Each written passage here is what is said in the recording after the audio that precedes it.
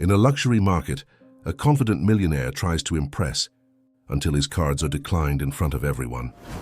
As the gazes turn into judgments, a humble girl steps out of the line and offers her only coins.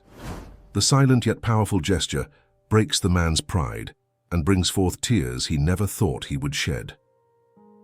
From that moment on, a journey of change begins, one that no amount of money could ever buy. Chapter 1: The Encounter. Ethan Reynolds adjusted his Rolex watch as he entered Bellamy's, the most exclusive grocery store in Manhattan's Upper East Side. At 35, he had everything society valued: a penthouse overlooking Central Park, a portfolio of successful business ventures, and the admiration of New York's elite. Today, he was escorting Vanessa, his new girlfriend, a model 15 years his junior, on what he considered a simple yet effective display of his status. "Choose anything you like," Ethan said, guiding Vanessa through aisles of imported delicacies with the practiced confidence of someone who had never heard the word budget. The 1982 Bordeaux would pair wonderfully with that camembert. Vanessa's eyes widened with each item he casually tossed into their cart. Truffles from Italy, saffron from Spain, caviar from the Caspian Sea. Ethan smiled at her reaction.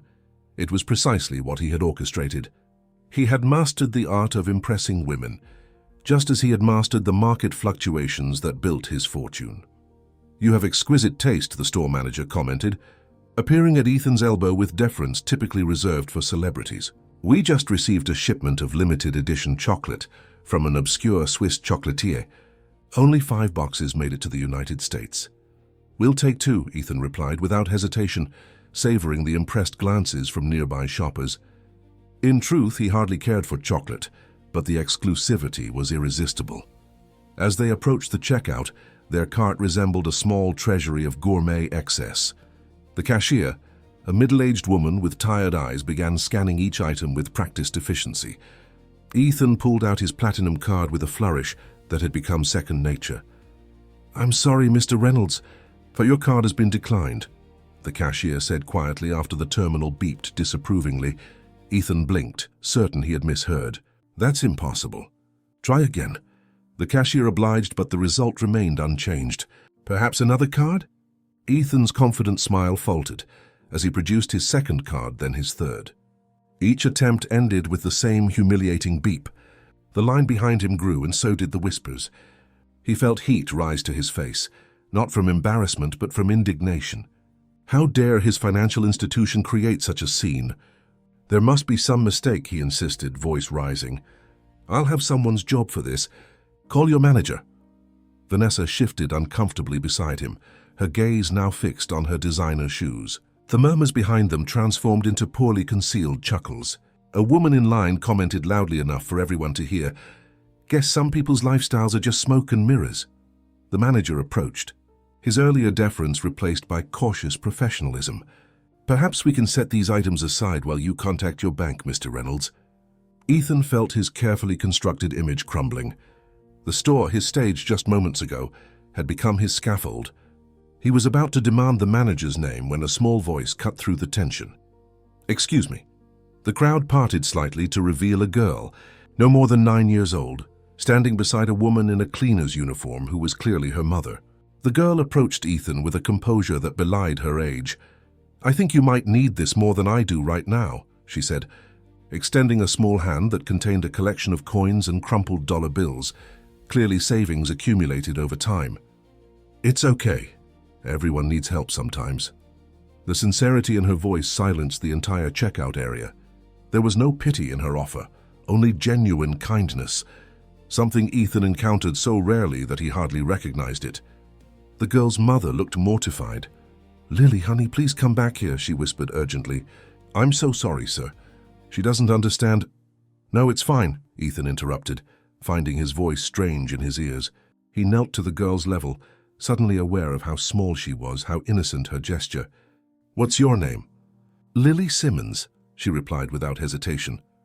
"Well, Lily Simmons, that's the kindest offer anyone has made me in a very long time," he said, surprised by his own honesty. "But I couldn't take your money." "You've worked hard for it, haven't you?" Lily nodded solemnly. "I've been saving for 6 months. But my mom always says that helping others is more important than things. Ethan glanced up at the mother, who stood with quiet dignity despite her obvious embarrassment. There was something in her eyes, not judgment but a gentle compassion that struck him more profoundly than the whispers and stares around them. "Your mom is very wise," Ethan said, standing up. He turned to the cashier. "Cancel everything except—" His eyes scanned the items and landed on the Swiss chocolate. That box of chocolates. The manager, sensing an opportunity to salvage the situation, quickly facilitated the much smaller transaction. Ethan handed his corporate card to the cashier, the one linked to his company's account, and was relieved when it was approved without issue. He took the chocolate and presented it to Lily. "I'd like you to have this as thanks for reminding me what's really important," he said. Lily's eyes widened. "But it's so fancy. And you deserve something special," Ethan replied. He nodded respectfully to Lily's mother, then turned to find Vanessa had disappeared. She had slipped away during the commotion, unwilling to be associated with his public humiliation. As Ethan left Bellamy's alone, his step lacked its earlier confidence. The afternoon sun seemed harsher, the city noise more grating. He loosened his tie, feeling as though it had been strangling him all day. His phone buzzed incessantly with notifications, but for once, he ignored them. Instead, his mind kept returning to the girl's simple gesture and the mother's dignified presence. In all his years of business dealings and social climbing, he couldn't recall encountering such genuine kindness without an agenda. By the time he reached his penthouse, the glossy interior that usually filled him with satisfaction felt hollow. He poured himself a whiskey and walked to the floor-to-ceiling windows overlooking the city. New York sprawled before him, a maze of ambition and struggle. Somewhere out there was a little girl who had offered her precious savings to a stranger in need, expecting nothing in return. The next morning, Ethan arrived at Reynolds Enterprises earlier than usual. His executive assistant, Grace Mitchell, did a double-take when she saw him. "You're here at 8?" she asked, checking her watch to confirm. "And you're wearing the same suit as yesterday. Is everything all right?" Ethan had known Grace for over a decade. She had started as a receptionist and risen through competence and integrity to become his most trusted employee. If anyone would understand his current state of mind, it would be her. "Grace, have I become a terrible person?" he asked abruptly. Grace set down her coffee, giving him her full attention. "What happened?" Ethan recounted the previous day's events, surprised at how vivid the memory remained. "All my cards were declined. Just a bank error, they fixed it this morning. But that's not what's bothering me. It's the girl, Lily. She offered me her savings, Grace, her savings." "That's remarkable," Grace said softly. "Children can have such pure hearts." "I can't stop thinking about it," Ethan admitted. "About her and her mother. They had so little, yet they were willing to give. And He gestured vaguely at his office with its expensive artwork and designer furniture. "I've spent years accumulating things and influence, but what have I actually given?" Grace studied him with the frankness that had made her invaluable to him. "Is this a temporary crisis of conscience or something more?" "I need to find them," Ethan said, ignoring her question. "The girl and her mother. I need to thank them properly. Do you have their names?" Grace asked, already reaching for her tablet. "Lily Simmons. The mother works as a cleaner, but I don't know where." Grace nodded. "I'll see what I can find." "But Ethan," she paused, "what exactly are you hoping to accomplish?" Ethan looked out his office window at the city below, bustling with lives intersecting in ways he'd never considered before. "I'm not sure," he admitted, "but for the first time in a long time, I feel like I need to do something that matters." Chapter 2. The Search. It took Grace 3 days to find Sarah Simmons. In that time, Ethan found himself unusually distracted during meetings, his mind wandering to the encounter at Bellamy's. Victor Harmon, his business partner of 7 years, noticed the change immediately. "You've been off since Monday," Victor remarked as they reviewed quarterly projections in Ethan's office. "The Peterson deal needs your full attention. They're wavering." "I'm aware," Ethan replied, forcing himself to focus on the spreadsheets before him. The Peterson deal represented a potential $30 million acquisition, the kind of transaction that once consumed his every waking thought. Now it seemed strangely inconsequential. Is it Vanessa? Victor pressed. I heard she's been seen with the Thompson heir. These model types, they're transactional. Find another. Ethan shook his head. He hadn't given Vanessa a second thought since she'd abandoned him at the grocery store. It's not that. Before Victor could inquire further, Grace appeared at the door. A moment, Mr. Reynolds. Grateful for the interruption, Ethan excused himself. Grace led him to her desk and handed him a neatly prepared folder. Sarah Simmons, she said quietly. She works for Manhattan Elite Cleaning Services. They handle several corporate buildings downtown, including Meridian Tower on 47th. Her shift ends at 4 today. Ethan accepted the folder, surprised at the relief he felt. How did you... I have my methods, Grace said with a small smile. There's more. Ms. Simmons is a single mother. Her husband, Michael Simmons, was a firefighter who fell during a rescue operation at an elementary school 3 years ago. The daughter, Lily, attends public school 183 on East 66th Street. The information landed heavily on Ethan. A firefighter, he repeated, thinking of the quiet dignity he had observed in the mother. Thank you, Grace. I'll handle it from here. Ethan, Grace said, using his first name as she only did in rare moments of candor, whatever you're planning, remember that these people have their pride. At 4:15 that afternoon, Ethan waited outside Meridian Tower, feeling conspicuously out of place in his tailored suit amid the rush of office workers heading home. He spotted Sarah Simmons immediately as she exited the service entrance. Her uniform exchanged for simple jeans and a worn jacket, her dark hair pulled back in a practical ponytail. She walked with purpose, checking her watch repeatedly. Ms. Simmons, Ethan called, approaching her. Sarah Simmons. She turned, confusion crossing her features before recognition dawned. You're the man from Bellamy's. Ethan Reynolds, he introduced himself, extending a hand. She hesitated before accepting it. Mr. Reynolds, this is unexpected. I wanted to thank you and your daughter properly, Ethan said, suddenly aware that he hadn't fully planned what to say. What Lily did, it affected me deeply. Sarah's expression softened slightly. Lily has always had a big heart, but I'm afraid we can't accept anything from you if that's why you're here. I understand, Ethan said quickly, but perhaps I could buy you coffee. Just to talk? Sarah checked her watch again. I need to pick up Lily from her after-school program by 5. I could drive you, Ethan offered, then saw her apprehension. Or meet you there if that's more comfortable. Sarah studied him for a long moment, as if assessing his intentions. There's a small cafe near her school. Wilson's on 64th. I can meet you there at 5:15. The cafe was nothing like Ethan's usual haunts, a modest neighborhood establishment with mismatched furniture and handwritten menus.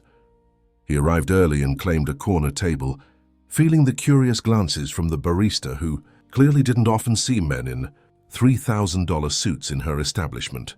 Sarah's arrived with Lily in tow at precisely 5:15. The girl's face lit up with recognition. It's the chocolate man, she exclaimed, bounding over to Ethan's table with the uninhibited enthusiasm of childhood. Mom said we were meeting a friend, but she didn't say it was you. I didn't know if you'd remember me. Ethan smiled, surprised at how pleased he felt at her reaction. Did you fix your money problem? Lily asked innocently, sliding into the chair opposite him. Sarah quickly intervened. Lily, that's not polite. It's all right, Ethan assured her. Yes, Lily, it was just a mistake with the bank. Everything's fixed now. He gestured for Sarah to join them. I took the liberty of ordering some hot chocolate and cookies. I hope that's okay. As they settled in, Ethan found himself sharing more than he had intended.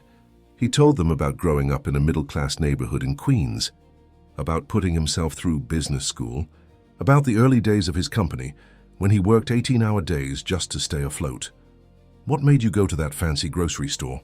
Lily asked, dunking a cookie in her hot chocolate. The question was disarmingly direct. I suppose I wanted to impress someone, Ethan admitted. But it wasn't really about the groceries. It was about showing off. Sarah nodded, understanding in her eyes. We all want to be valued. What happened wasn't your fault, Ethan said, meeting her gaze. The way people looked at me, it made me realize how shallow my life had become. All the trappings of success without any real purpose. People find different paths to meaning, Sarah replied. After Michael, after we lost my husband, I had to redefine what mattered. For me, it's making sure Lily has opportunities. Lily, who had been quietly absorbing the adult conversation, suddenly piped up. I'm going to be a doctor, so I can help people who can't pay. The simple declaration touched something in Ethan. That's a wonderful goal. Her teachers say she has the aptitude, Sarah added, pride evident in her voice. She's already reading at a high school level, but she trailed off, a shadow crossing her face. The good schools are expensive, Ethan completed her thought. Sarah nodded. I'm putting away what I can, but college seems like a mountain in the distance. A silence fell over the table, broken only by the ambient cafe noises.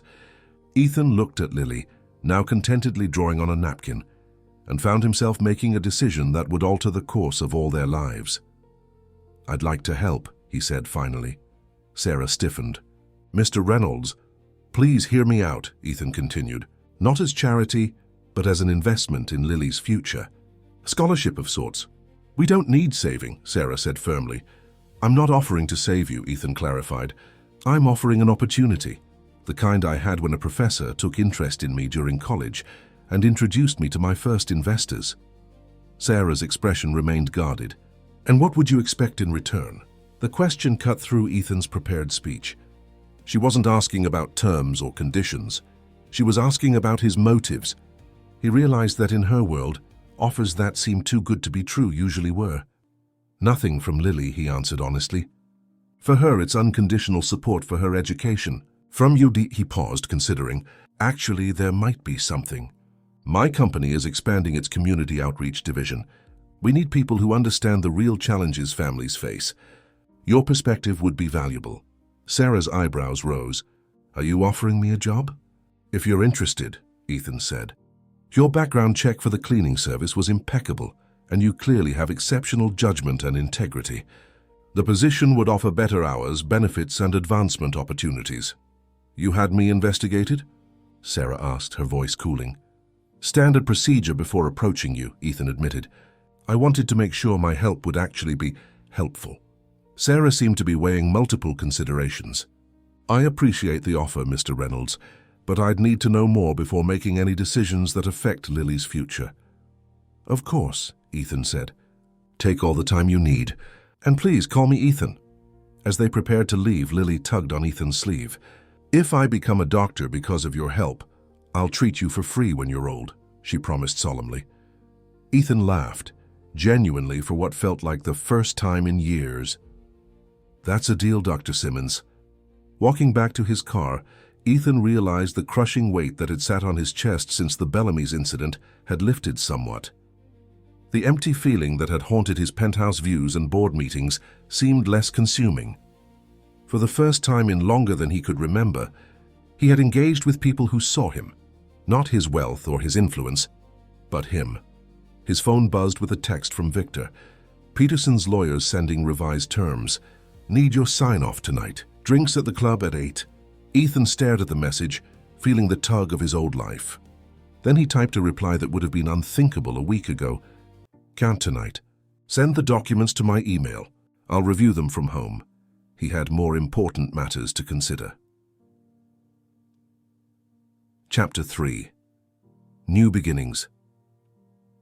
1 month later, the Westbrook Academy's admissions office buzzed with unusual energy. The prestigious private school on Manhattan's Upper West Side rarely conducted interviews outside their standard enrollment period.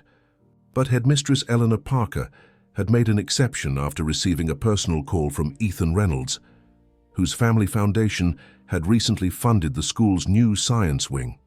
Remember, Sarah whispered to Lily as they sat in the ornate waiting area, just be yourself. That's all that matters. Lily nodded, her legs swinging nervously beneath her new dress. The past few weeks had been a whirlwind of changes. Sarah had accepted the position at Reynolds Enterprises as a community outreach coordinator. They had moved from their cramped one-bedroom apartment in Queens to a modest but comfortable two-bedroom in a safer neighborhood. And now this, an interview at one of New York's most exclusive schools. Ms. Simmons. The assistant appeared with a clipboard. Headmistress Parker will see you and Lily now. They followed her down hallways, adorned with student artwork and alumni achievements. Lily's eyes widened at the gleaming trophy cases, and wall-sized murals depicting scenes from literature and history. Eleanor Parker was not what Sarah had expected. Instead of the stern disciplinarian she had imagined, the headmistress was a warm-eyed woman in her 50s who immediately came around her desk to greet them. "Lily Simmons," she said, kneeling slightly to meet the girl at eye level. "I'm very pleased to meet you." "Thank you for having us, ma'am," Lily replied carefully, extending her hand as Sarah had practiced with her. Such lovely manners. Eleanor smiled, accepting the handshake. "Please, both of you, make yourselves comfortable. This isn't an interrogation, I just want us to get to know each other a bit." The interview progressed naturally, with Eleanor asking thoughtful questions about Lily's interests, her favorite subjects, and her experiences at her current school. Sarah noticed that the headmistress was genuinely listening to Lily's answers, not just evaluating them against some predetermined criteria. "Your test scores are quite remarkable," Eleanor noted, reviewing a folder on her desk.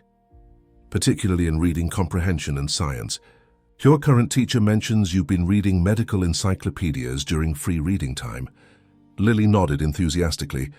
"I like knowing how things work inside people. Last week I learned about the lymphatic system." "Impressive," Eleanor smiled. "And may I ask why medicine interests you so much?" Lily glanced at her mother, who nodded encouragingly. "When I was 7, a boy in my class got really sick. The doctors fixed him, but his parents cried a lot about money afterward. I want to be a doctor who helps people who don't have enough money." The simple, heartfelt answer hung in the air. Eleanor's expression softened further as she made a note in her file. "That's a wonderful aspiration, Lily." She turned to Sarah. "Miss Simmons, would you mind if Lily took a brief assessment with one of our teachers while you and I chat? It's standard procedure." Once Lily had been escorted to another room by a kind-faced teacher, Eleanor's demeanor shifted subtly. "Mr. Reynolds has spoken very highly of both you and your daughter," she began. "We've only known him a short time," Sarah replied carefully. "Yet he's chosen to sponsor Lily's education completely. That's quite extraordinary." Eleanor studied Sarah. "May I ask the nature of your relationship?" Sarah felt her defenses rise. "Mr. Reynolds is my employer and Lily's educational sponsor. Nothing more?" Eleanor nodded, seemingly satisfied. "I apologize for the personal question, but I need to understand the dynamics at play. Westbrook isn't just an educational institution, it's a community. And Lily would be entering that community under unusual circumstances." "You mean as a scholarship student?" Sarah said directly. "As a mid-year transfer with a private sponsor," Eleanor clarified. "That creates a unique situation. I want to ensure Lily has the support she needs to thrive here." Sarah appreciated the honesty. "My daughter is adaptable and resilient, but she's also sensitive. This would be a significant change." "Indeed," Eleanor agreed. "Our students come predominantly from privileged backgrounds. While we strive to create an inclusive environment, there are social realities we can't completely shield children from." "You're concerned she'll be bullied?" Sarah stated plainly. "I'm concerned about integration challenges," Eleanor replied diplomatically. "However, having met Lily, I'm increasingly confident in her ability to navigate our community. She has a remarkable presence for someone so young." The conversation shifted to practical matters: uniform requirements, extracurricular expectations, the support systems in place for new students. By the time Lily returned, chattering excitedly about the fun puzzles she had solved with the teacher, Sarah sensed a decision had been made.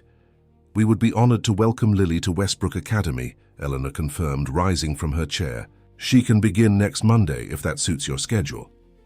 Outside on the school steps, Lily could barely contain her excitement. "Did you see their library, Mom?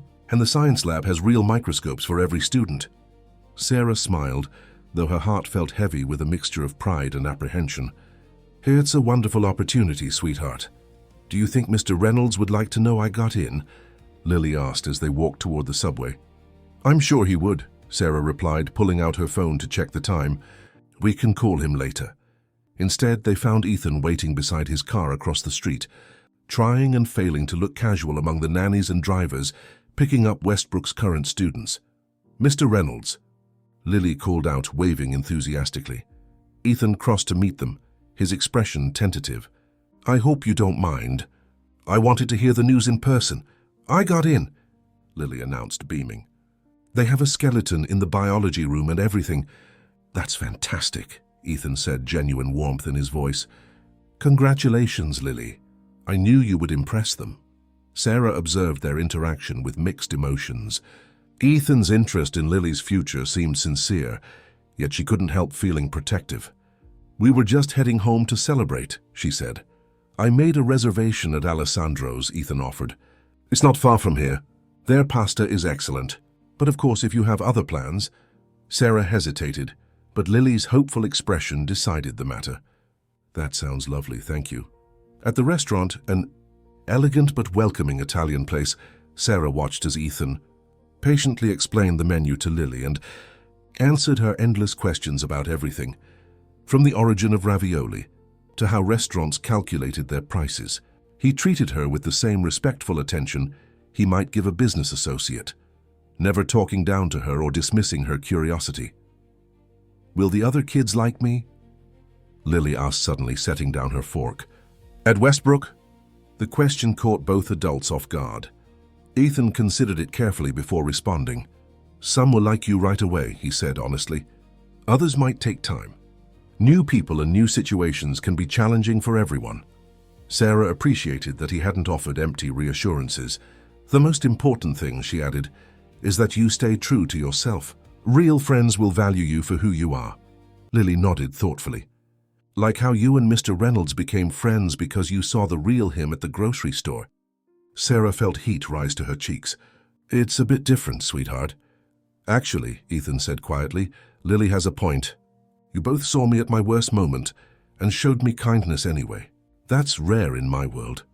Their eyes met briefly across the table, and Sarah felt a flicker of something unexpected, a connection beyond their arranged circumstances. She quickly looked away. How's the new job going? Ethan asked, tactfully changing the subject. It's challenging, Sarah admitted, but in a good way. Your staff has been very welcoming. They're lucky to have you, Ethan replied. Grace tells me you've already redesigned the grant application process to be more accessible to small community organizations. Sarah hadn't realized her work had been noticed at such a high level.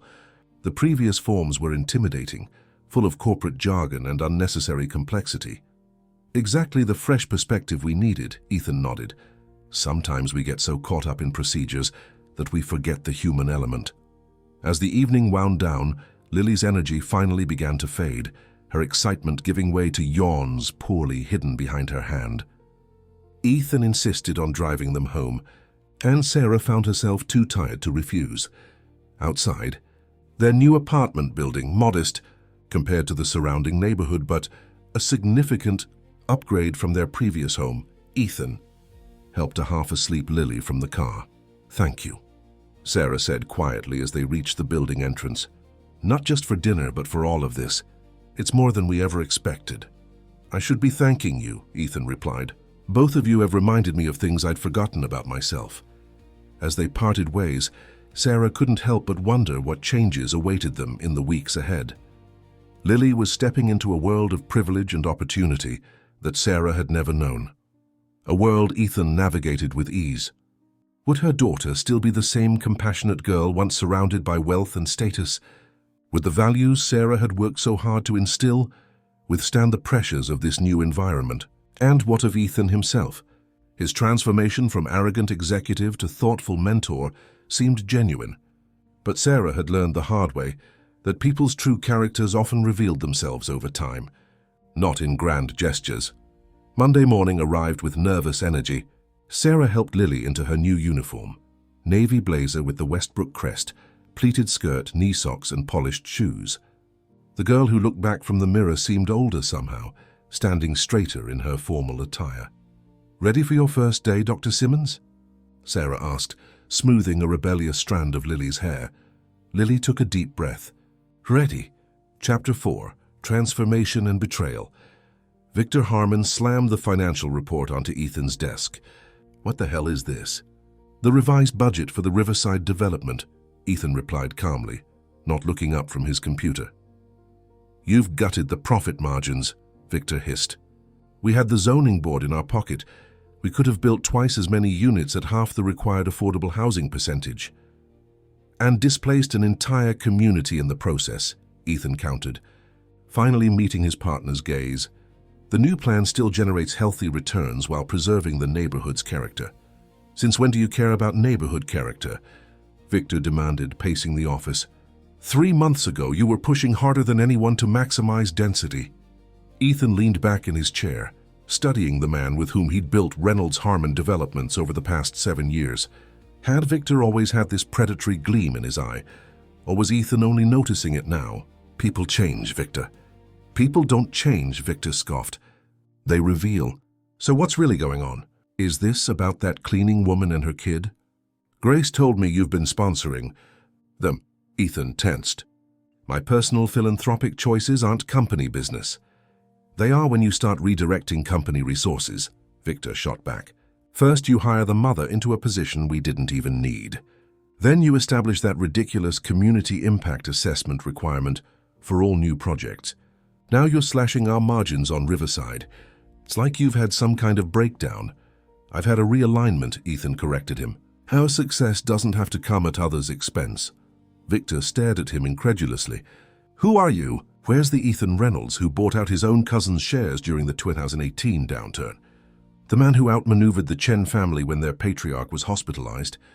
Each example struck Ethan like a physical blow. Had he really been so callous? I'm still focused on success, Ethan insisted. But success can be redefined. Victor shook his head disgustedly. Well, while you're redefining success, some of us still have investors to answer to. The Kaplan Group is expecting the returns we promised, and they don't give a damn about community impact. The Kaplan Group? Ethan frowned. They weren't part of the Riverside financing. A flicker of something, wariness, crossed Victor's face before disappearing. They're considering coming in. An additional capital infusion to accelerate the timeline. Something about Victor's explanation felt off. But before Ethan could probe further, his phone buzzed with a message from Sarah. Lily having trouble at school. Could use your advice if you're free. We'll continue this later, Ethan said, standing. I have an appointment. With your charity case? Victor sneered. Ethan felt a flash of anger. Be careful, Victor. Or what? Victor challenged. You'll replace me with a homeless person next? Find yourself, Ethan. This company needs the real you back. As Victor stormed out, Ethan sank back into his chair, troubled by the encounter. He and Victor had always shared the same vision, or so he'd thought. Now it seemed they'd been viewing the world through fundamentally different lenses all along. He texted Sarah back. Can meet at 3:30, coffee shop near Westbrook? An hour later, Ethan found Sarah already waiting at a table in the back of the cafe. Her expression was drawn with worry. What's happening with Lily? He asked, sliding into the seat across from her. Sarah sighed. Some of the children have been unkind. Apparently, word got out that she's attending on scholarship. Has she been hurt? Ethan felt a protective surge. Not physically, Sarah clarified, but yesterday she came home in tears.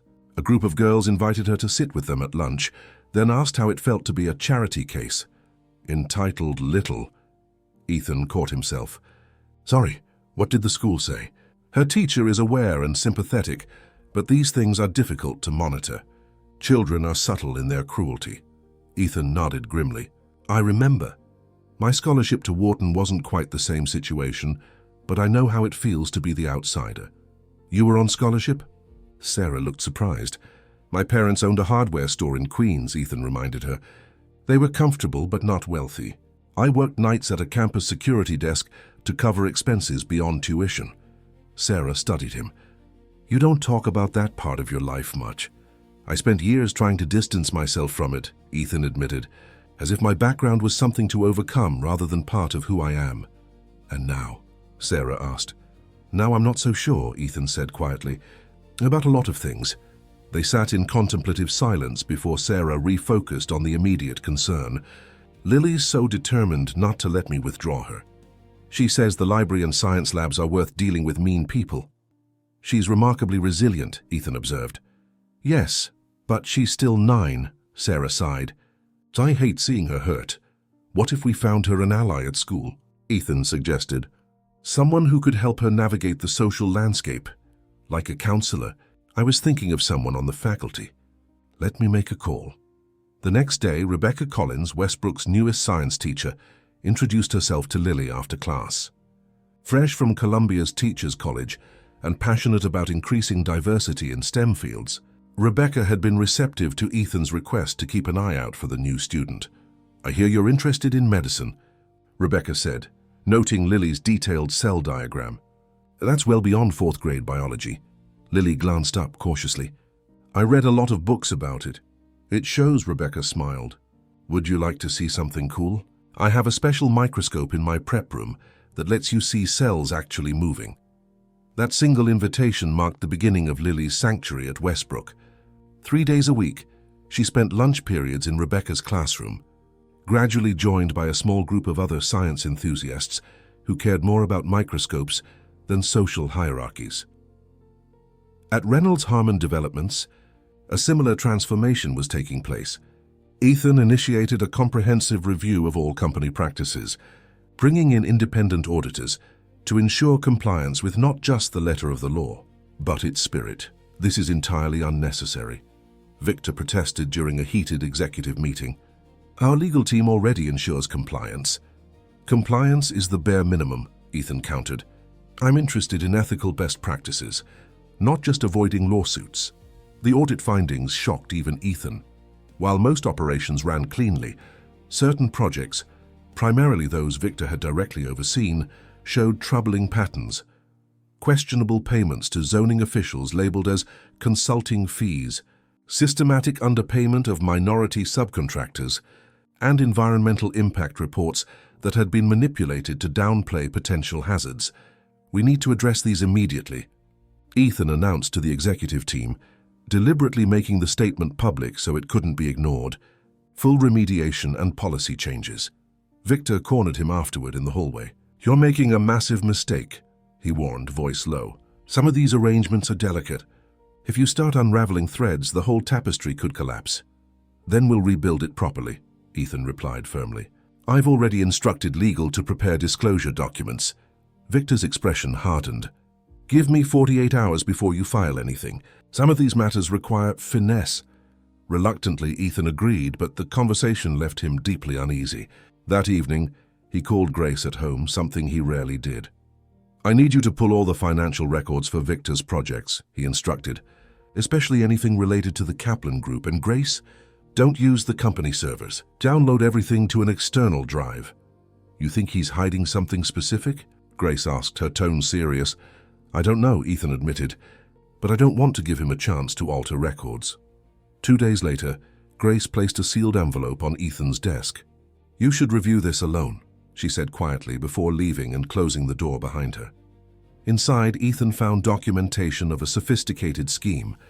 Victor had been operating a parallel investment structure within their development projects, creating shell companies that inserted themselves between Reynolds-Harman and various contractors, skimming millions by inflating costs and pocketing the difference.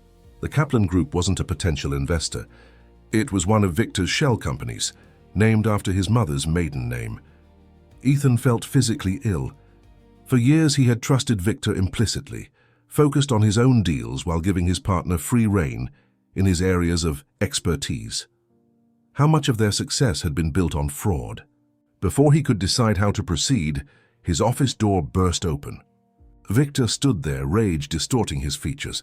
"You went behind my back," he spat, flinging printouts of emails onto Ethan's desk. "Ordering secret audits, questioning my contacts, undermining years of relationships I've cultivated." "You've been embezzling from our own company," Ethan replied, his voice deadly calm. "Creating fake vendors, phantom consultants, inflating costs. How long has this been going on, Victor?" Victor's expression shifted from rage to calculating coldness. "Everyone cuts corners, Ethan. I just found more efficient corners to cut. The only difference between us is that you've developed a convenient conscience." "There's a significant difference between aggressive business tactics and criminal fraud," Ethan countered, standing to face his partner directly. "As of this moment, you're suspended from all company operations pending a full investigation." Victor laughed, a chilling, confident sound. "You can't suspend me. We have equal ownership." "The shareholder agreement includes a moral turpitude clause," Ethan reminded him, "which this clearly violates. Your word against mine, Victor shrugged. And I've made a lot of friends in this town while you've been playing savior to cleaning ladies and charity cases. I have documentation, Ethan said, indicating the folder Grace had prepared. For the first time, uncertainty flickered across Victor's face. Then his expression hardened into something ugly. You push this and you'll regret it, he warned quietly. I know where all the bodies are buried, Ethan, including ones you've forgotten about. The Chen deal? The West Side rezoning? You really want all that public? It was a direct threat and both men knew it. Ethan had never authorized outright fraud, but he'd certainly closed his eyes to questionable tactics when they benefited the bottom line. We're done here, Ethan said firmly. Security will escort you out. Your access to all company systems has already been revoked. As Victor was led away by the security team, he called back over his shoulder. This isn't over. Ethan, you've made the biggest mistake of your life. That night, Ethan invited Sarah and Lily to dinner at his penthouse, partly because he needed the distraction, partly because he wanted to share the school developments. His housekeeper had prepared a simple meal, knowing from previous visits that Lily preferred pasta to the sophisticated cuisine Ethan usually favored. Ms. Collins let me culture bacteria from different surfaces in the school, Lily announced excitedly over dessert. The cafeteria tables had the most interesting colonies. Fascinating dinner conversation, Sarah teased gently. It really is, Ethan said sincerely. I wish I'd had teachers who made science so engaging when I was your age. Sarah studied him across the table. You seem tense tonight. Is everything all right? Ethan hesitated, aware of Lily's attentive presence. Just some work complications. Nothing that can't be resolved. But as he walked them to the elevator later, he murmured to Sarah, there may be some turbulence ahead. Victor and I have parted ways, not amicably. Sarah's expression grew concerned. Should we be worried? No, Ethan assured her with more confidence than he felt. But if you notice anything unusual, people asking questions about me, unexpected contacts, let me know immediately. What Ethan couldn't tell her was how deeply Victor's parting threat had unsettled him. His former partner knew exactly where to strike to cause maximum damage, not just to Ethan's reputation, but to everything he had begun to build with Sarah and Lily. As their elevator descended, Ethan returned to his living room and poured himself a drink. The city lights sparkled beyond his windows, the same view he'd contemplated countless times before. But tonight, instead of satisfaction at all he possessed, he felt a profound vulnerability. For the first time in years, he had something to lose that money couldn't replace.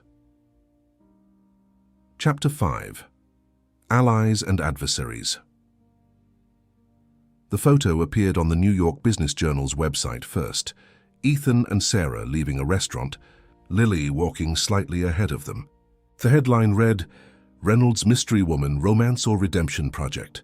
The article itself was a masterpiece of insinuation, describing Ethan's sudden interest in a single mother from Queens and speculating about whether this relationship was genuine or part of an image. Rehabilitation campaign amid whispers of financial irregularities at Reynolds Harmon Developments.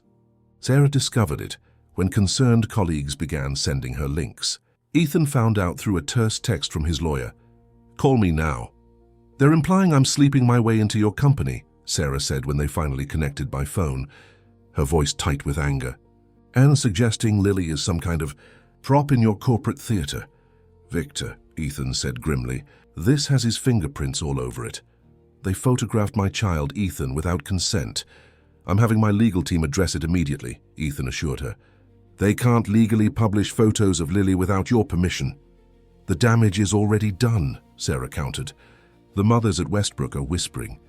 Lily's teacher called me because another student showed her the article on a phone. Ethan closed his eyes, feeling the weight of responsibility. I'm so sorry, Sarah. I never meant to expose you and Lily to this kind of scrutiny. There was a long pause before Sarah responded, her voice calmer but resolute. I know this isn't what you intended, but we need to be clear about something. I won't allow Lily to become collateral damage in a corporate war. If this escalates... I understand, Ethan interrupted, a cold fear gripping him at the thought of losing them. Would it help if we issued a formal statement clarifying our relationship? And what exactly is our relationship, Ethan? Sarah challenged. The question hung between them, laden with unspoken complications. What had started as an impulsive act of philanthropy had evolved into something neither of them had anticipated, a friendship that defied conventional boundaries, with undercurrents they'd both carefully avoided examining. "You're my friend," Ethan said finally, "one of the few genuine connections in my life. And Lily, she's shown me a perspective I desperately needed." Sarah's sigh carried through the phone line. "Let's not feed the story with statements. The truth is no one's business but ours." The media frenzy was just the beginning. 3 days later, Ethan received notice that payments from his personal accounts, including Lily's tuition, had been flagged for suspicious activity and temporarily frozen. His bank apologized profusely, citing automated security protocols, but the timing was too convenient to be coincidental. Simultaneously, an anonymous tip to the state attorney's office prompted a preliminary inquiry into Reynolds Harmon's business practices, with particular focus on Ethan's projects. The company's stock dipped as rumors spread through financial circles. "He's coming at us from every angle," Grace observed grimly as she and Ethan reviewed the mounting challenges in his office. "The latest is a whisper campaign suggesting the audit you ordered was actually a cover-up." "Preemptive damage control," Ethan nodded. "Victor's spinning the narrative before we can present actual findings." "The board is getting nervous," Grace warned. "Jenkins called twice yesterday asking for reassurances." Ethan rubbed his temples. "Schedule an emergency board meeting for tomorrow. Full transparency, we lay out everything we've found, including Victor's shell companies." "And the projects you were directly involved in?" Grace asked carefully. "The ones that weren't exactly by the book." "Those too," Ethan confirmed. "I'll take my lumps where deserved." As corporate warfare escalated, Lily faced battles of her own at Westbrook. The article had transformed her from scholarship girl to the center of sophisticated gossip beyond her years. "And my mum says your mum is Mr. Reynolds' special friend," a girl named Madison commented during recess, the surrounding circle of classmates hanging on every word. "That's why you got in mid-year." Lily struggled to make sense of the insinuation. "My mum works for Mr. Reynolds' company. He's helping me with school because he feels sorry for you," interrupted Jackson Porter, heir to a hotel fortune and the unofficial leader of Westbrook's 4th grade hierarchy. "My father says it's called a tax write-off." The casual cruelty struck Lily silent.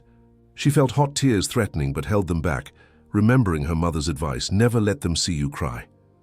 "That's enough," came a sharp voice from behind them.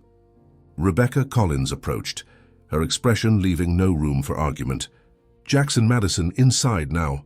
Everyone else, recess continues." As the chastened children dispersed, Rebecca knelt beside Lily. "People often speak from ignorance or insecurity," she said quietly. "Their words reveal more about them than about you." Lily nodded, though the hurt remained. "Why do they care so much about Mr. Reynolds helping me?" Rebecca considered her answer carefully. Adults create complicated stories when they don't understand simple kindness. Mr. Reynolds is an important person, and some people can't imagine him helping someone without getting something in return. "But he does get something," Lily said with the clarity of childhood. "He gets to be part of our family now." The simple statement touched Rebecca. That's a very wise perspective. After school, instead of heading to the regular pickup area where parents and nannies waited, Lily found Jackson Porter leaning against the wall outside her classroom. "What do you want?" she asked warily. "I'm supposed to say sorry," he muttered, scuffing his shoe against the polished floor. "Ms. Collins called my parents." "You don't sound very sorry," Lily observed. Jackson shrugged, then looked at her directly. "Is it true you want to be a doctor?" The question surprised her. "Yes, a doctor for people who can't afford care." "My mom's a doctor," Jackson said. "A surgeon. She has this really cool model of a human heart that comes apart to show all the chambers and valves." Despite herself, Lily's interest was piqued. "Really? Can you see the mitral valve?" "The what?" "It's the valve between the left atrium and ventricle," Lily explained automatically. "It's really important." Jackson stared at her with newfound curiosity. "You really do know medical stuff. I thought that was just a story. Why would anyone make that up?" Lily asked, genuinely puzzled. A moment of understanding passed between them, the recognition that perhaps they had both misjudged the other based on assumptions and hearsay. Do you want to see my science project? Lily offered hesitantly. Ms. Collins is helping me culture different bacteria from around the school. Is that why you were swabbing the water fountains? Jackson asked. I thought you were being weird. I am weird, Lily admitted with a small smile, but it's a cool kind of weird. It was the beginning of an unlikely alliance. Within days, Jackson, who struggled with science but whose social capital at Westbrook was unmatched, began including Lily in lunch table invitations and playground games. His acceptance effectively neutralized the worst of the ostracism, creating a buffer zone of social protection. Meanwhile, Ethan's emergency board meeting had yielded mixed results. While the directors expressed shock at Victor's fraudulent schemes, they also questioned Ethan's judgment in conducting a private investigation rather than involving them from the start. The optics are concerning, said Jenkins, the most senior board member. First the abrupt pivot on Riverside, then this very public fallout with Victor. The market doesn't like uncertainty, Ethan. I'm not managing for quarterly optics, Ethan replied firmly. I'm trying to build a company we can all be proud of, one that succeeds through innovation and integrity, not shortcuts and exploitation. Noble sentiments, Jenkins nodded. But our fiduciary duty is to shareholders. Ethical business is good business, Ethan countered. Would you rather I'd ignored the fraud and let it blow up later, potentially taking the whole company down? The meeting ended with cautious support for Ethan's continued leadership, contingent on a full external audit and the implementation of stronger governance controls, effectively diluting his autonomy while preserving his title. As he left the boardroom, Ethan's phone buzzed with a message from Rebecca Collins. Lily made a breakthrough today. Would like to discuss in person when convenient. The message was a welcome diversion from corporate politics. Ethan arranged to meet Rebecca that afternoon at a cafe near Westbrook, grateful for any positive news. She's forming genuine friendships, Rebecca reported, warming her hands around a mug of tea, particularly with Jackson Porter, which is significant given his influence among the students. Porter, Ethan's brow furrowed. Related to Alexander Porter of Porter Hospitality Group, Rebecca nodded. His son, not an easy child, but intelligent in his way. He and Lily connected over her science project of all things. That's wonderful, Ethan said, feeling a weight lift slightly. Sarah's been so concerned about her social adjustment. There's more, Rebecca continued. Lily's project on bacterial cultures has evolved into something quite sophisticated. I've suggested she develop it for the school's science fair next month. She hasn't mentioned this, Ethan noted, surprised. She wants it to be a surprise, Rebecca explained. She's combining the microbiology with a social component, examining how access to hygiene affects bacterial spread in different communities. It's remarkably insightful for her age. Pride swelled in Ethan's chest, an emotion he was still getting accustomed to feeling for someone else's achievements. How can I help without giving away that I know? She needs some specialized materials, Rebecca said. Nothing extraordinary, but beyond what the school typically provides. Consider it done, Ethan promised. And Rebecca, thank you for looking out for her. She's a special child, Rebecca said simply, and between us, she's making me a better teacher. As Ethan left the cafe, his phone rang with a call from his lawyer. The state attorney's office is expanding their inquiry, the lawyer reported without preamble. They've requested documents going back 5 years, including all communications between you and Victor regarding the West Side project. Ethan's stomach tightened. The West Side development had been particularly aggressive in its approach to acquiring properties and securing zoning changes. While he'd never authorized anything explicitly illegal, he'd certainly been willing to operate in gray areas. Give them everything they ask for, Ethan instructed. Complete cooperation. There's more, the lawyer continued. A reporter from the Business Chronicle has been asking questions about Sarah Simmons, specifically about how she obtained her position at Reynolds Enterprises and the timing of her daughter's acceptance at Westbrook. The implication was clear. Victor was now targeting Sarah and Lily directly, suggesting impropriety in Ethan's support. I want a cease and desist letter sent to every publication in the city, Ethan said, anger rising. Any suggestion of improper relationships or questioning of Lily's academic qualifications will be met with immediate legal action." "Understood," the lawyer replied. "But Ethan, the best defense here might be transparency. An exclusive interview explaining your relationship with the Simmons family could get ahead of the narrative Victor's pushing." Ethan hesitated. "Let me talk to Sarah first. This affects her more than me."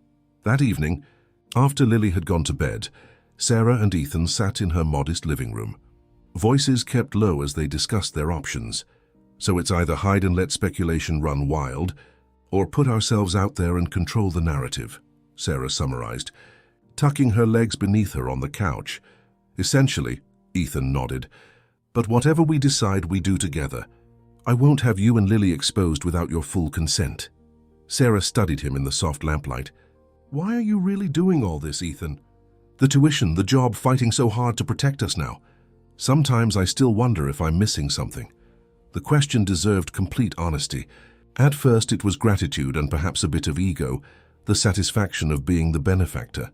"But now," he paused, searching for words, "you and Lily have become essential to me. You've reminded me of the person I wanted to be before success started defining me, instead of the other way around. And if protecting us damages your company, your reputation, then it does," Ethan said simply. "Some things matter more." The vulnerability in his expression moved Sarah.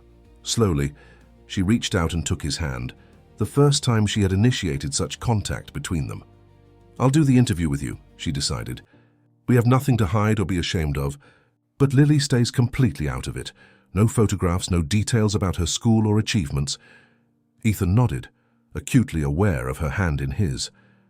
"Agreed, I'll have my PR team arrange something with a reporter we trust." As he left her apartment that night, Ethan felt both apprehension and resolve.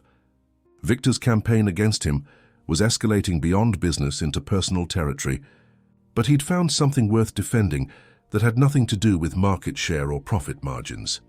For the first time in his adult life, Ethan Reynolds was fighting for something more valuable than money. Chapter 6. The Science Fair. The interview with the New York Observer, a respected publication known for its thoughtful, in-depth profiles, appeared 3 weeks after Victor's media campaign began.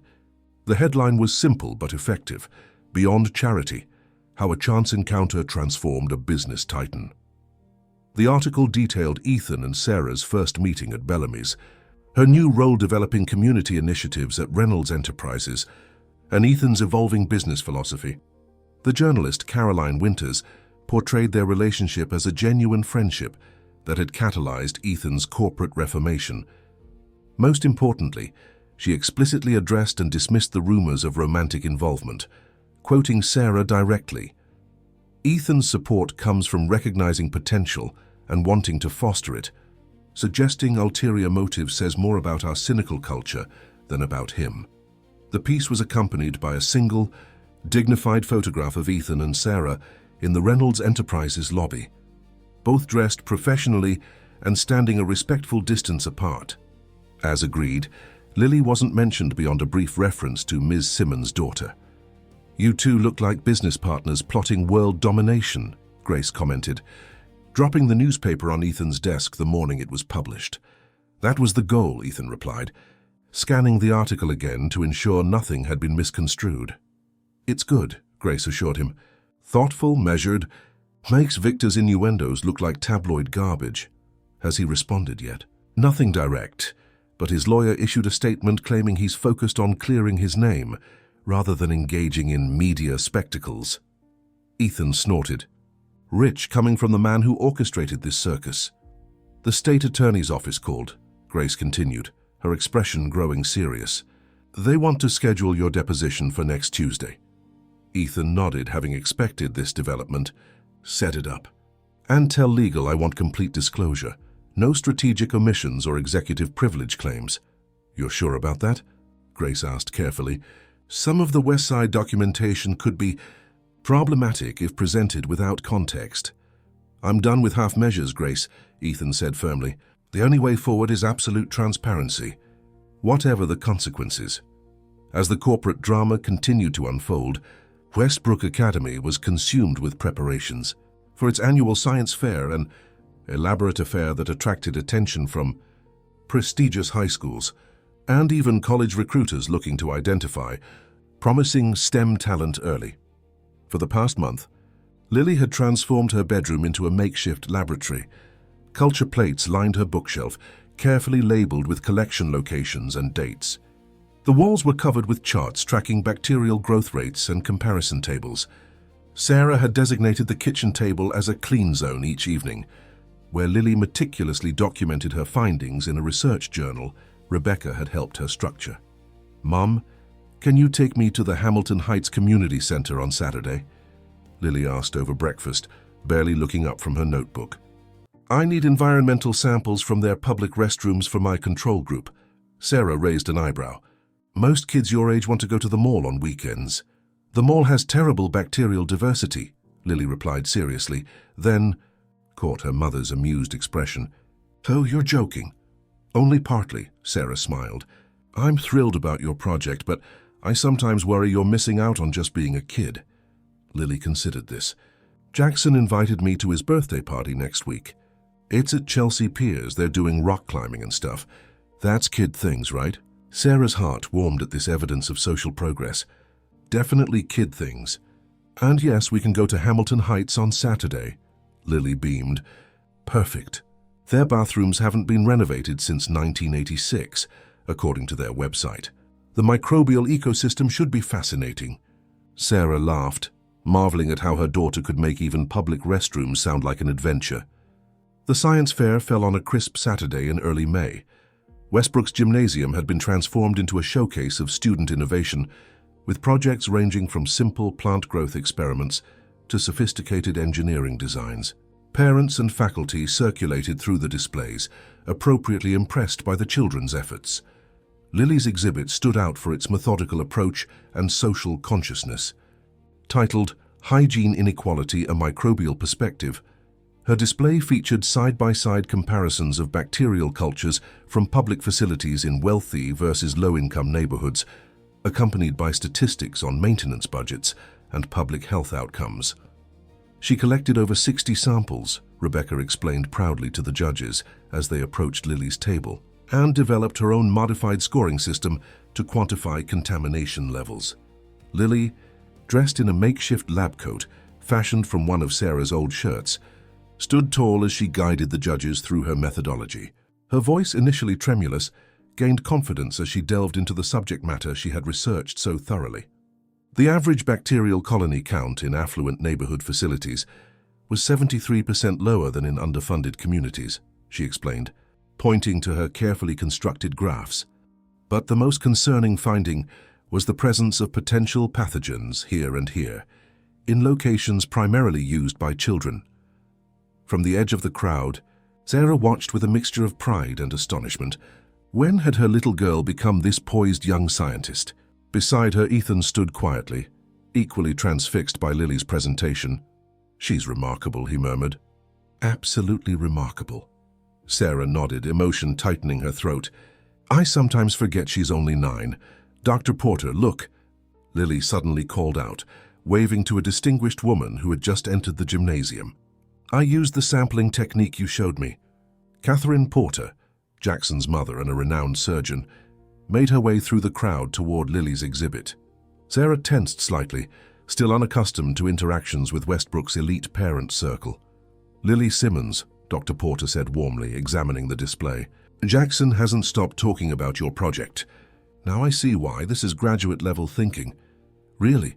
Lily's eyes widened at the validation from a real doctor. "Absolutely," Dr. Porter confirmed. "Your methodology is sound, and you've identified a genuine public health concern." She turned to Sarah and Ethan. "You must be Lily's parents. You've raised a scientist." "I'm Lily's mother, Sarah Simmons," Sarah clarified quickly. "And this is Ethan Reynolds, a family friend." Recognition flickered in Dr. Porter's eyes. Clearly she had read the Observer article, but her professional demeanor never wavered. "Catherine Porter, pleasure to meet you both. Your daughter and my son have formed quite the intellectual partnership." As if summoned by mention of his name, Jackson appeared at his mother's side, clutching a model rocket. "Lily, the judges are coming back. I think you might win." The children hurried off together, leaving the adults in a moment of slightly awkward silence. I should circulate, Dr. Porter said after a beat. But perhaps we could arrange a playdate soon. Jackson would love to have Lily over to see his father's telescope. Apparently, she's interested in the medical applications of space technology. The casual invitation, a clear social acceptance into Westbrook's parental ecosystem, caught Sarah by surprise. That would be lovely, she managed. As Dr. Porter departed, Sarah turned to Ethan with wide eyes. Did that just happen? The Catherine Porter, chief of cardiothoracic surgery at New York Presbyterian, just invited Lily for a playdate. So apparently brilliant children are the great equalizer, Ethan smiled. Though I suspect your daughter would impress regardless of social barriers. The award ceremony validated Dr. Porter's prediction. Lily's project won not only first place in her age division, but also the Special Judges Innovation Award, typically reserved for middle school students. As she accepted the acrylic trophy, her face flushed with triumph, she sought out Sarah and Ethan in the audience, her smile brighter than the gymnasium lights. Later that evening, as they celebrated with dinner at Lily's favorite pizzeria, the girl could barely contain her excitement. Ms. Collins says they might feature my project in the school newsletter, she bubbled, her trophy placed carefully beside her plate. And Dr. Porter asked if I'd like to observe a real laboratory at the hospital someday. That's wonderful, sweetheart, Sarah said, though a flicker of concern crossed her face. Just remember, there's no rush. You have plenty of time to become Dr. Simmons. I know, Lily nodded earnestly, but isn't it cool that people are taking me seriously? Very cool, Ethan agreed, raising his soda in a toast. To the future Dr. Simmons, already changing the world one petri dish at a time. Lily giggled and clinked her glass against his, then turned to her mother.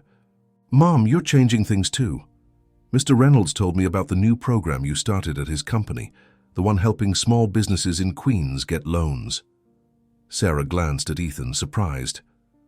You told her about the Neighborhood Enterprise Initiative. I might have mentioned it, Ethan admitted.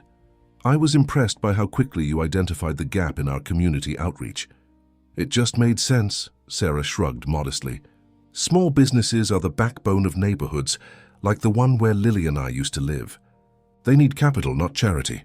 Exactly, Ethan nodded, which is why the board approved your proposal for a $10 million allocation to the program.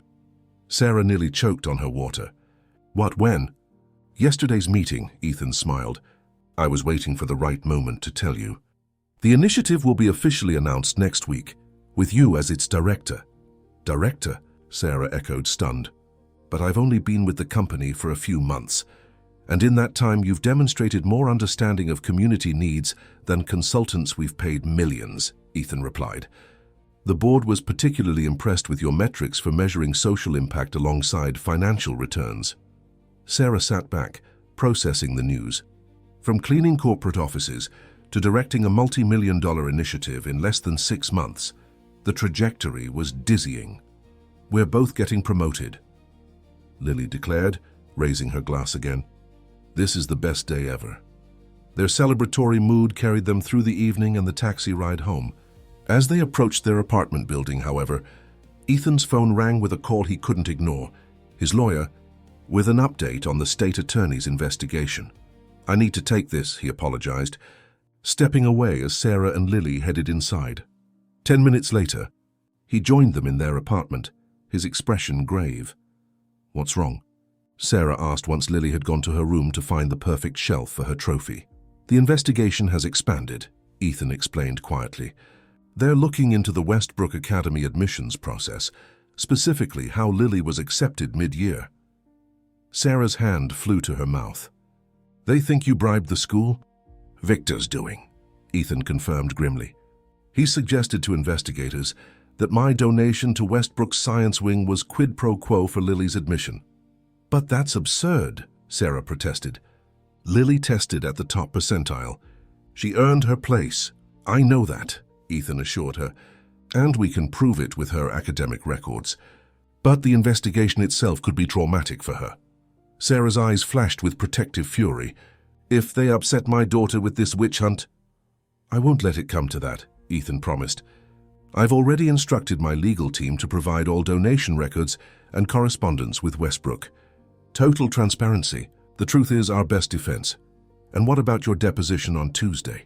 "I'll answer everything truthfully," Ethan said, "including my motivation for helping you and Lily. There's nothing shameful or illegal in wanting to support a brilliant child's education." Sarah studied him, conflict evident in her expression. "Sometimes I wonder if we would all be better off if you'd never seen us in that grocery store." The statement hit Ethan like a physical blow. "Do you really feel that way?" Sarah sighed, relenting slightly. "No, but I never wanted Lily caught in the crossfire of adult conflicts." "Neither did I," Ethan said softly. "If you want me to step back, create some distance until this blows over, I understand." The possibility hung in the air between them, painful but practical. Before Sarah could respond, Lily bounded back into the room, clutching a framed photograph. "Look what I found!" she exclaimed. "It's from my first day at Westbrook. I want to put it next to my trophy." The photograph showed Lily in her new uniform, flanked by Sarah and Ethan, all three smiling with a mixture of nervousness and excitement at the beginning of their shared journey. "We look like a family," Lily observed innocently. Sarah and Ethan exchanged glances, the simple statement cutting through their adult complications. Whatever their relationship was, friendship, partnership, or something still undefined, it had become meaningful to all three of them. "A pretty good one, I think," Ethan replied carefully, looking to Sarah for confirmation.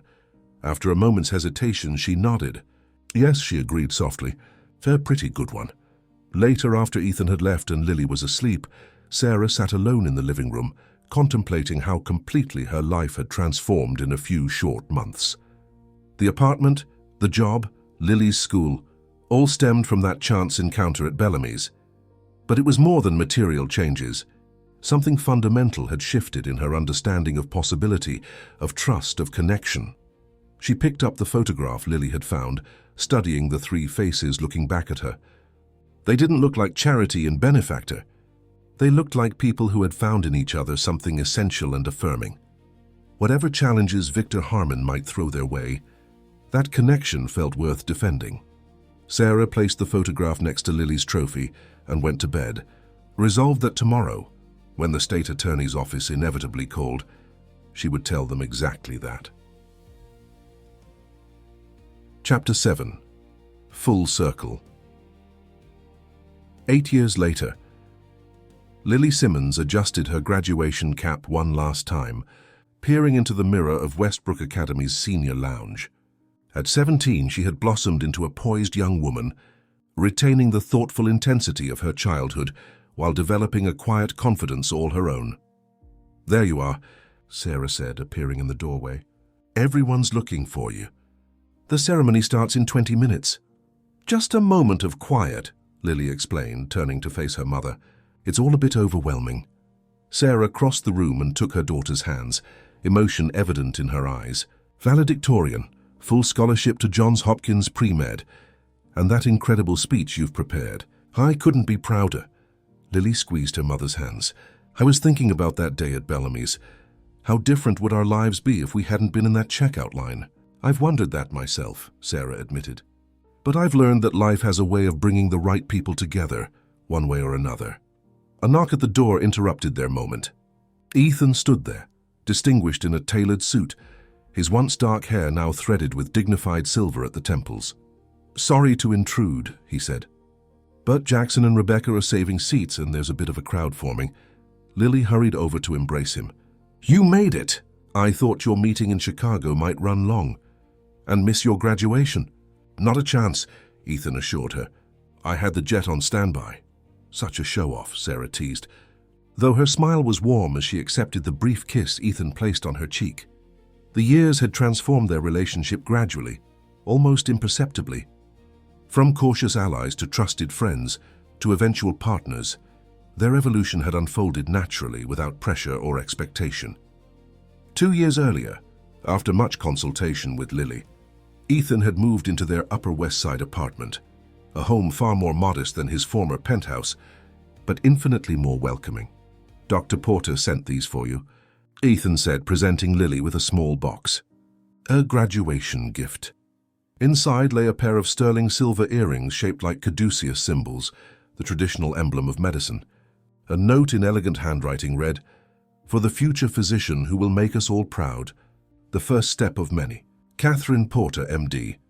That's incredibly thoughtful, Sarah remarked. Especially considering she's presenting at that conference in Boston today. She and Jackson are flying back tonight for the party, Lily explained, carefully putting on the earrings. He's bringing Ella too. Ethan smiled knowingly. Jackson Porter and Lily had navigated the transition from childhood friends to teenage sweethearts with surprising maturity, supporting each other's ambitions while maintaining their individual paths. Jackson was headed to NYU for architectural engineering, while Lily had chosen Johns Hopkins for its renowned medical program. Speaking of the party, Ethan said, everything's set at the venue. Grace has been there since morning, supervising the final details. Grace Mitchell, now Chief Operations Officer of Reynolds Community Development, the reformed and renamed company that had emerged from the ashes of Reynolds Harmon, had become an extended family member over the years, her efficient presence a constant in their evolving lives. As they made their way toward the auditorium, they passed a wall of framed photographs commemorating Westbrook's history. Ethan paused at a large image from 4 years earlier. Lily at 13, accepting a National Youth Science Award for her expanded research on public health disparities. That project changed school policy, he noted with pride. Westbrook now requires all students to complete community service in underserved neighborhoods. That was more Rebecca's doing than mine, Lily said modestly. She turned my research into actual curriculum. Rebecca Collins, now Westbrook's science department chair, had remained Lily's mentor throughout her academic journey, eventually becoming Sarah's close friend as well. Her innovative approach to science education had transformed Westbrook's STEM program into one of the most progressive in the country. The ceremony itself was everything a prestigious private school graduation should be. Elegant, traditional, and meticulously organized. When Lily rose to deliver her valedictory address, the audience fell respectfully silent. 8 years ago, she began, her voice clear and confident, I offered my savings to a stranger in a grocery store. It was a simple gesture, one that seemed insignificant at the time, but that moment changed the trajectory of not just my life, but many lives around me. From her seat in the front row, Sarah felt tears welling. Beside her, Ethan reached for her hand, their fingers intertwining naturally. We're often told that success comes from grand ambitions and bold strategies, Lily continued, but my experience suggests something different. That transformation begins with small moments of genuine connection. A helping hand extended without expectation, a kind word offered without agenda. Her gaze found Sarah and Ethan in the audience, her smile deepening. I've been fortunate to learn this lesson from extraordinary role models. My mother, who taught me that dignity and determination can overcome any obstacle, and Ethan Reynolds, who showed me that it's never too late to realign your compass toward what truly matters. As Lily's speech concluded to enthusiastic applause, Ethan leaned close to Sarah. She's extraordinary, he whispered. And entirely your doing. Our doing, Sarah corrected gently. These past 8 years, she's needed both of us. The remainder of the ceremony passed in a blur of emotions. Diplomas awarded, tassels turned, caps tossed skyward in celebration. Afterward, amid the chaos of photographs and congratulations, Rebecca Collins approached with news. Lily's community health curriculum has been approved for implementation in 5 public school districts, she announced excitedly. The Board of Education voted unanimously this morning. That's incredible, Sarah exclaimed. She's been working on that proposal for over a year. They were particularly impressed by the partnership component, pairing medical students with underserved schools for regular health education sessions, Rebecca explained. It's innovative yet practical. Always thinking beyond herself, Ethan noted proudly, watching as Lily chatted animatedly with classmates across the lawn. Just like her mother. As the crowd gradually dispersed, they made their way toward the car that would take them to the celebration venue, a community center in Lily's old Queens neighborhood that she had insisted on for her graduation party, rather than the upscale Manhattan locations her classmates had chosen. There's something I need to tell you both, Lily said once they were settled in the back seat. I've made a decision about the trust fund. The educational trust Ethan had established for Lily had grown substantially over the years, expanded to cover not just her education, but also to provide her with capital for her future endeavors. With my scholarships covering tuition, the trust has more than enough for medical school and beyond, Lily continued. I want to use part of it to establish a clinic in Queens, one that offers care on a sliding scale based on income. Sarah and Ethan exchanged glances, unsurprised yet impressed by her ambition. That's a significant undertaking alongside medical school, Sarah observed. I know, Lily nodded. That's why I want to start small. Maybe just weekend hours at first. Partnering with established doctors willing to donate time. Dr. Porter has already offered to help structure it. It's your trust, Ethan said thoughtfully. But perhaps consider establishing a foundation instead, something that can grow and attract additional funding beyond the initial investment. That's exactly what I was thinking, Lily replied eagerly. A foundation focused on accessible healthcare in underserved communities. I even have a name in mind, the Small Gestures Foundation. The name resonated immediately, calling back to where their journey began. Perfect, Sarah said softly. The car slowed as they approached a familiar corner in Queens. Can we stop here for a moment? Lily requested suddenly. They pulled over beside a modest storefront with a freshly painted sign, Simmons Community Pharmacy. I wanted to see it again today, Lily explained as they gazed at the small business, the first recipient of Sarah's neighborhood enterprise. Initiative years earlier, now a thriving establishment serving the local community.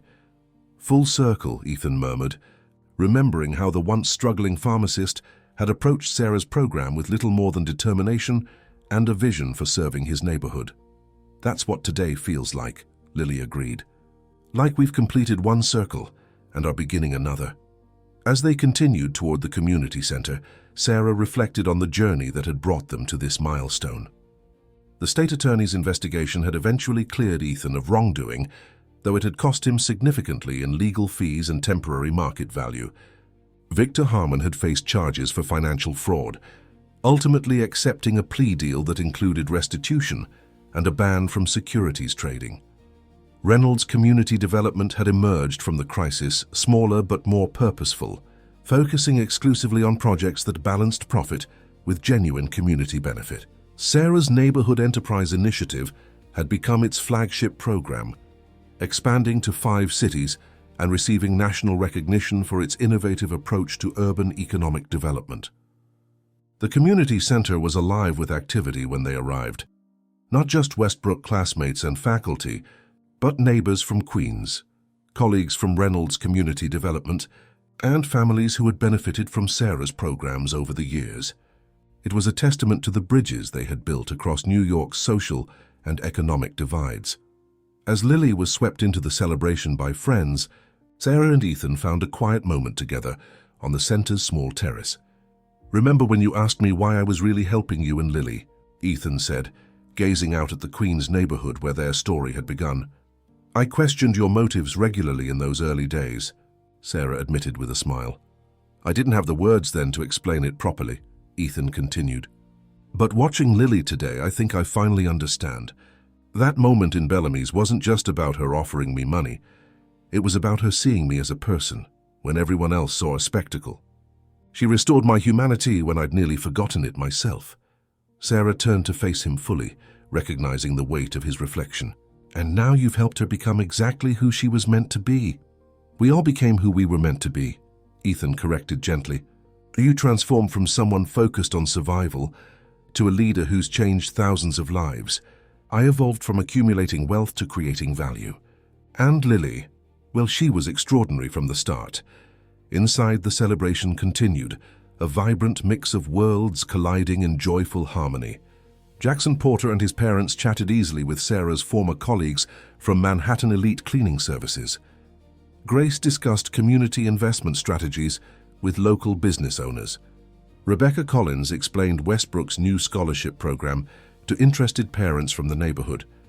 Dr. Simmons has quite a support network, observed an older man who had joined Sarah and Ethan on the terrace. She's not quite doctor yet, Sarah smiled. 4 years of undergraduate and then medical school still ahead. But it's inevitable, the man replied with certainty. I can spot determination when I see it. I'm Joseph Winters. My granddaughter received one of your Enterprise Initiative loans last year, opened a bakery on Steinway Street. Sweet Foundation's Bakery? Ethan recalled. I was just there last week. Their sourdough is exceptional. That's the one, Joseph nodded proudly. Before your program, no bank would look twice at a 24-year-old with no collateral, regardless of her talent. You changed her life. Your granddaughter did that herself, Sarah replied. We just removed an artificial barrier. As the evening progressed, Lily joined them, bringing Jackson and several friends from both Westbrook and her old Queens neighborhood. We're planning something for the fall break, she announced excitedly. A health education workshop for middle schoolers, pilot program for the foundation. Jackson's designing a mobile clinic concept that could travel between schools.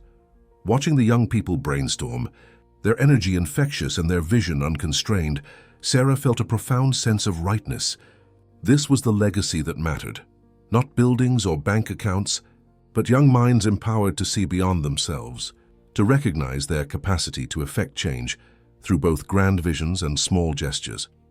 Later that night, after the celebration had wound down and they had returned to their apartment, Sarah found Ethan on the balcony, gazing at the city lights. Penny for your thoughts, she said, joining him. I was thinking about Victor, Ethan admitted, and how he believed people don't really change. They just reveal who they've always been. Do you think that's true? Sarah asked. Ethan considered the question carefully. Partially. I think Lily's generosity that day revealed something essential about her character. But I also believe we can evolve, that we can choose which aspects of ourselves to nurture and which to leave behind. You chose well, Sarah said softly, leaning into his embrace.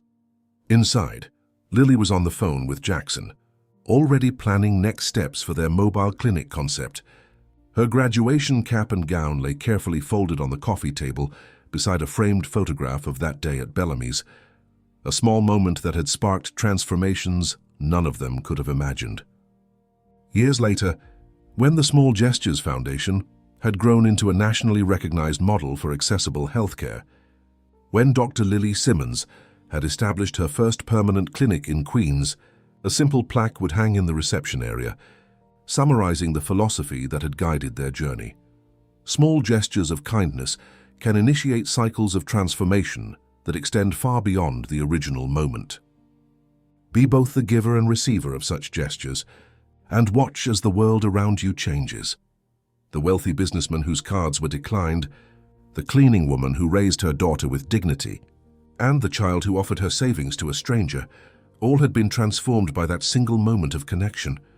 But more importantly, they had carried that transformation outward, creating ripples of change that continued to expand, touching countless lives in ways both seen and unseen. In the end, it wasn't about the money or the opportunities or even the achievements. It was about recognition, seeing each other's